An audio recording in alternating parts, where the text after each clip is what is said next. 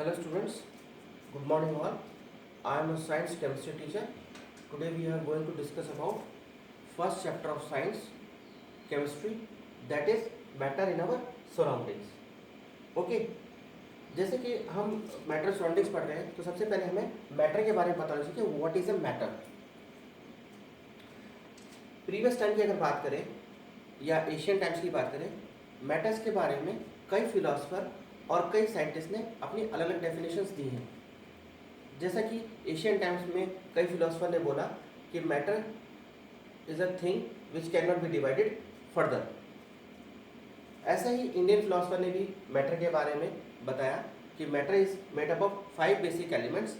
These are earth, water, sky, fire and air.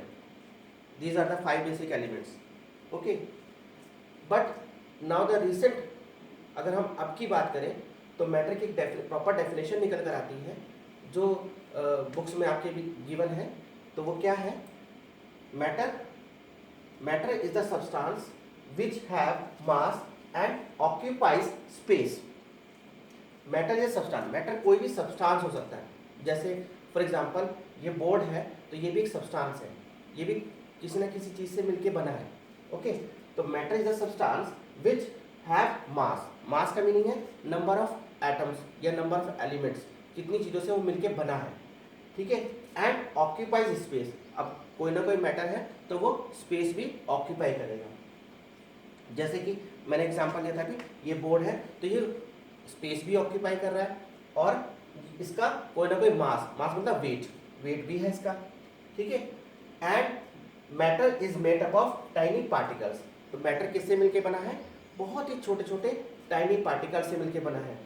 In tiny particles को हम necked आई से या सिंपल माइक्रोस्कोप से नहीं देख सकते हैं। इन पार्टिकल्स को बेसिकली हम बोलते हैं एटम्स एंड मॉलिक्यूल्स। ओके, इसके बारे में नेक्स्ट चैप्टर में आपका और ज़्यादा एक्सप्लेनेशन है एटम्स और मॉलिक्यूल्स में, वहाँ पर पढ़ेंगे। अभी इतना पढ़ते हैं कि matter is made up of tiny particles, बहुत छोटे पार्टिकल से मिलके बना है। ठीक है, जैसे फॉर एग्जांपल मैंने एग्जांपल भी लिखे यहाँ पर। For example notebook. ठीक है, ये आपका मैटर जो है नोटबुक भी हो सकता है, पेन हो सकता है, स्टार्स, सन, प्लेनेट, एयर और बहुत सी चीज़ें। ठीक है, ये सभी चीज़ें क्या हमारी मैटर की एग्जाम्पल बन सकते हैं। ओके, नाउ अब इस ये मैटर है या इनके पार्टिकल्स हैं तो इनकी कोई ना कोई कैरेक्टरिस्टिक्स भी होंगी। ठीक है, तो जैसा मैंने यहाँ पर कैरेक्टरिस्टिक्स लिखा है, कैरेक्टरिस्टिक्स ऑफ पार्टिकल्स। तो पहला इसका कैरेक्टरिस्टिक्स है दे आर कॉन्टिन्यूसली मूविंग। तो सबसे पहली चीज़ है जितने भी पार्टिकल्स हैं, जितने भी एटम्स हैं, ये कॉन्टिन्यूसली मूव करते रहते हैं। ठीक है, अब मूव कैसे करते हैं इसका एग्जाम्पल है, जैसे कि अगर आप यहाँ पर कोई परफ्यूम डालें, ठीक है, एक कमरे में, तो उसका फ्रेगनेंस, उसका स्मेल एक रूम से दूसरे रूम में भी पहुंच सकता है। ठीक है, और एग्जांपल, बहुत से एग्जांपल है, जैसे आपके घरों में किचन में आपकी मदर या कोई भी फूड बनाते हैं तो उस फूड का स्मेल जो है एक रूम से दूसरे रूम में पहुंच जाता है और आपको पता चल जाता है। ठीक है, तो इसका मतलब ये है कि पार्टिकल जो है वो कॉन्टिन्यूसली मूव करते रहते हैं। ओके, दूसरा कैरेक्टरिस्टिक्स है they having space between them. इनके बीच में बहुत छोटा, बहुत ही नेग्लिजिबल स्पेस होता है, लेकिन डिपेंड करता है अलग अलग स्टेट्स पर। ठीक है, कई में जैसे सॉलिड है तो वहाँ पर स्पेस बहुत कम होता है। वाटर की बात करें, लिक्विड की बात करें, उसमें थोड़ा ज़्यादा होता है। ठीक है, कंपैरिजन ऑफ सॉलिड्स। ठीक है, गैसेस में बहुत ज़्यादा होता है।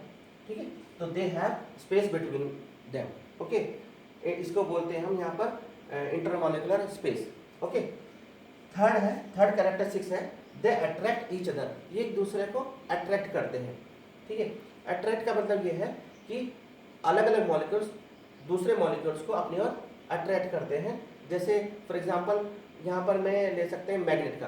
तो मैग्नेट में अगर हम आयरन नेल्स डालते हैं तो वो एक दूसरे को एक पर्टिकुलर पॉइंट पे जाकर अट्रैक्ट करते हैं। ठीक है, तो यहाँ पर भी वही है, लेकिन उतना ज़्यादा नहीं है, लेकिन थोड़ा कम होता है।